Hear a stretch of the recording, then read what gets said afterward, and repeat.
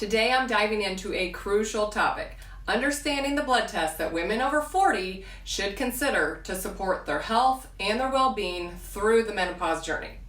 With so many women confused by lab results that I hear all the time, doctors are telling them that their numbers are normal and they do not feel normal. So I want to shed some light on why optimal levels are really more important than those general normal ranges.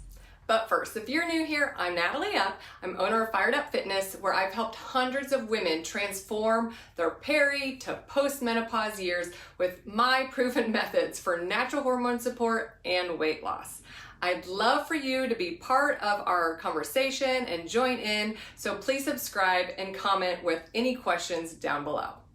Did you know that where you go to get your labs drawn actually can change those normal ranges for your specific test results? It's kind of weird, but one of the reasons for this is because labs often establish their normal ranges based on data from the specific population that they serve. So this can differ by age and gender, and sometimes even the geographic region that the lab is in.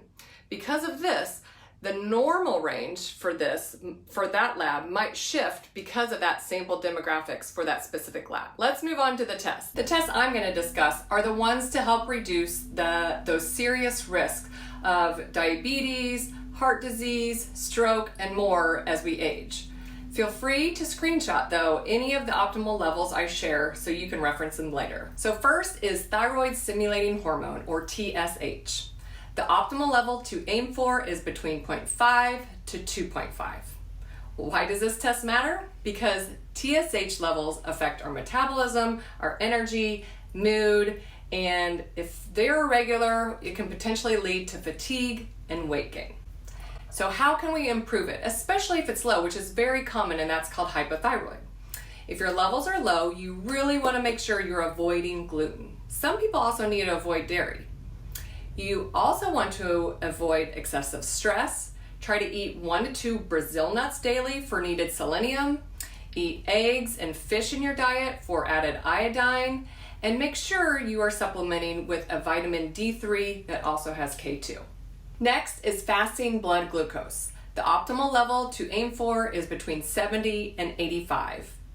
Why this test matters? Well, because high glucose levels can signal insulin resistance, and that increases your risk of diabetes and inflammation, and obviously weight gain. One thing that you can do to improve this is take a walk after each of your meals. A post-meal walk for even 10 to 15 minutes can significantly improve glucose regulation. Next is hemoglobin A1C. The optimal level for this is under 5.3%. Why it matters? A1C really reflects the long-term blood sugar control. I think it's an average of 3 months that it takes. Higher levels are correlated to an increased risk of diabetes. To help with this, you want to increase your fiber to hopefully 30 grams per day by eating some low-carb vegetables, as well as some high fiber fruits like berries are great options. Another way that you can increase your fiber is through a couple tablespoons of chia seeds or flax seeds put into a protein shake, or even some Greek yogurt for the day. Fiber really helps stabilize your blood sugar. Before I go to the next test, if this video resonates with you, consider giving it a thumbs up or a like. And the reason for that is because if it's helping you, then others will find it helpful as well, and that helps them find this video. Anyways, okay, next up is vitamin D-25 hydroxy. The optimal level for this test is between 50 and 80. Why does vitamin D matter? Because vitamin D plays a role in our immune function, bone health, and even our mood. Low levels of vitamin D can put us at an increased risk for osteoporosis and mood disorders. So how can you improve this? Well, for sure, get outside 10 to 15 minutes a day of midday or mid-morning sun. And you want to do this really without sunscreen so your skin can absorb it. But you also want to consider a supplement of D3 with K2 if your levels are low. This is one of the most common supplements that women over 40 need, and I'm going to put this in the description below so you can see which one I use. It's just really too hard to spend hours and hours outside getting the natural vitamin D from the sun that we need. So it's okay to supplement. Now let's talk about the lipids. You want to focus on the triglycerides and HDL versus the total cholesterol. Optimal level of triglycerides is less than 100, and optimal level of your HDL is above 50. That's your good cholesterol. Why they matter? Well, these are markers that indicate the health of your heart. With high triglycerides and low HDL, this is linked to a higher risk of heart disease. How can you improve it? Well, focus on healthy fats like olive oil and omega-3 rich foods like salmon, and also increase your fiber intake like I talked before, those chia and flax seeds, because these will also help lower your triglycerides and boost your HDL. I'll list the ones that I use in the description below. Now let's talk about hormone tests. So many women are frustrated in that middle to late perimenopause and they just want answers. So they just go get their hormones taken. But I want to give you some basic tips for testing, just based off of my experience and my clients' experiences. Generally in perimenopause, testing estrogen may be unreliable due to the unpredictable fluctuations, that happen throughout the month. But if you're in perimenopause and experiencing poor sleep, not related to night sweats, and or thinning hair, you might consider testing progesterone.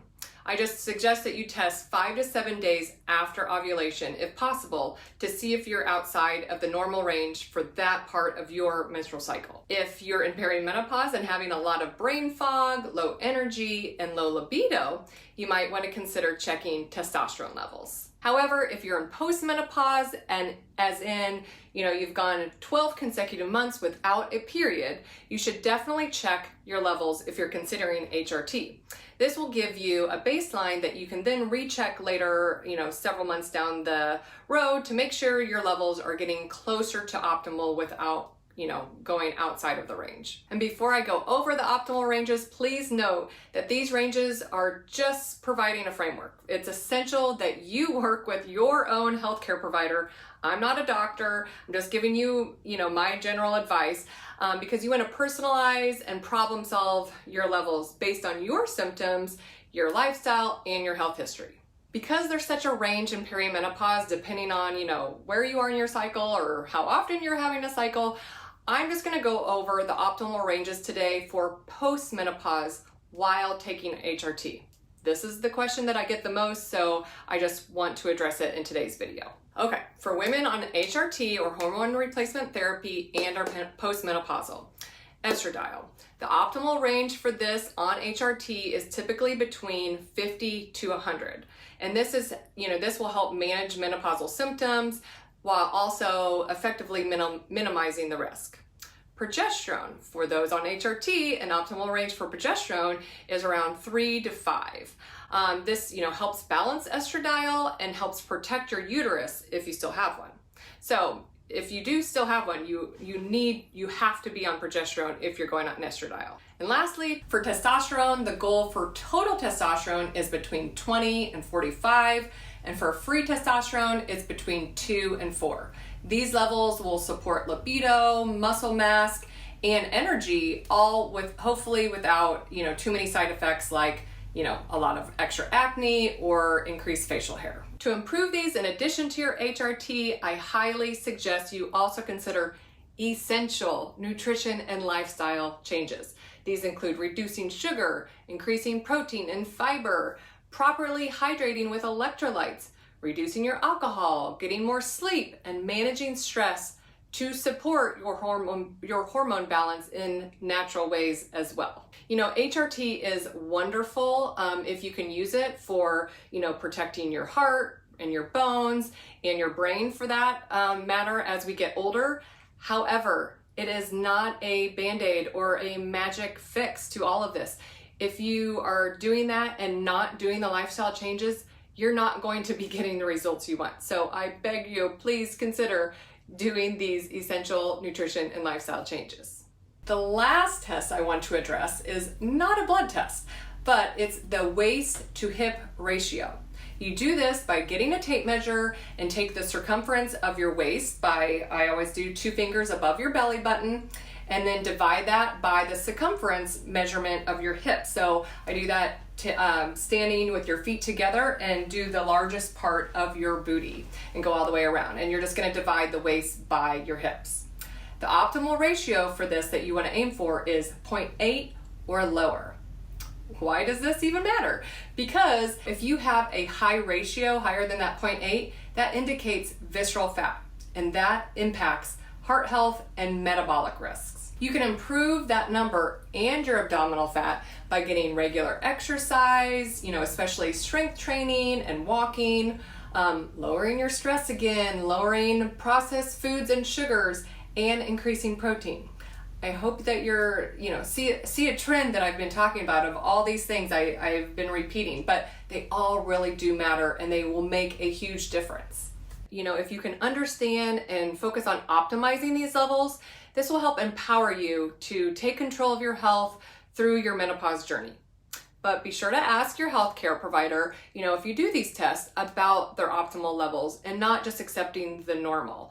This is really going to get you to your healthiest self for the future. Knowledge is power. So if you found this information helpful, please let me know what you learned. I would love to hear what you learned, or even if you have questions in the comments.